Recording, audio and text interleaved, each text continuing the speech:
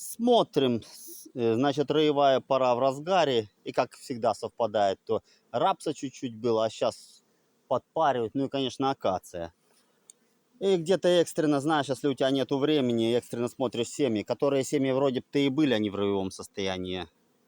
Ну как-то вот мне надо, допустим, быстро пробежать пасеку. Смотрю вот крайнюю рамку.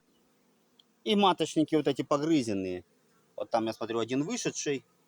И, соответственно, тут вот погрызенный. Пчелы не так много, тут надо думать, или рой вышел, или получается, что-то ты сделал, какой-то противороевой метод. Ну, я хочу сказать то, что если вот тебе быстро надо пересмотреть все это дело, вон видишь, смотри, вот на другой стороне, как оно все погрызено. То есть, соответственно, эта семья уже не в роевом состоянии. Матка вышла, благополучно уничтожила маточники, конкуренток, так сказать. Ну и продолжает дальше. С этой семьей все. Ждем, когда она начинает червить.